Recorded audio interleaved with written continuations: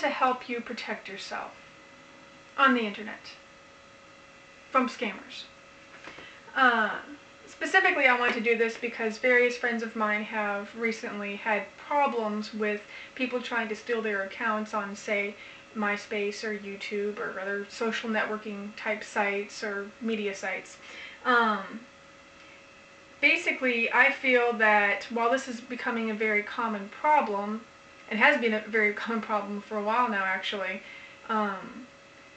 there needs to be a lot more circulation about how to protect yourself against having your account stolen, and how to solve this problem if you do get hacked.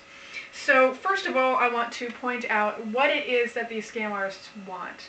Believe it or not, they're not actually seeking to advertise the little ads that they send out. What they're doing is they're trying to hook people into clicking on a link which will take them to a site which looks just like a login site for an account that they have.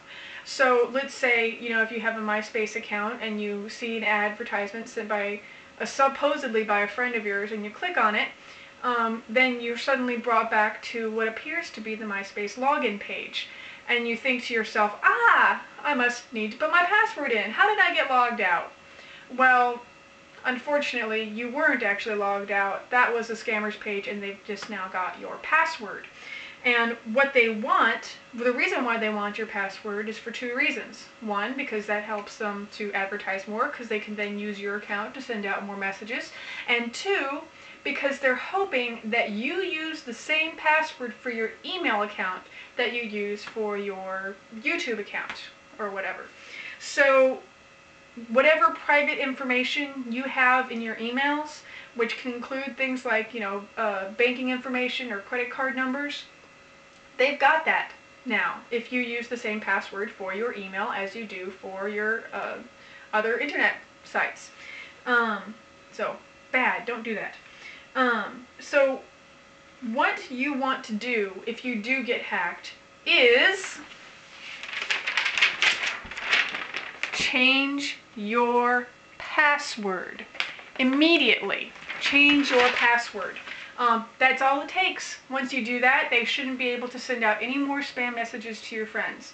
And if you do have the same same password for your email account, change that too. Change it immediately, because you don't want your private information getting into other people's hands. So, change your password if you've been hacked, and keep a unique email password. These are the main things here. Furthermore, how to protect yourself is to be able to recognize when something is a spam message. And they've been getting a little more creative recently, so sometimes they're obvious, sometimes they're not. If you see suddenly a friend of yours send out a bunch of spam messages advertising for a store that they don't even shop at, chances are it's a spam message. And what you need to do is, first of all, not click on whatever link is on that message, and secondly, inform your friend, hey, I think you've been hacked, you need to change your password. Another style is that if you'll have comments left on your page that have a link or a picture with a link on it or a video with a link on it, these are a little more tricky.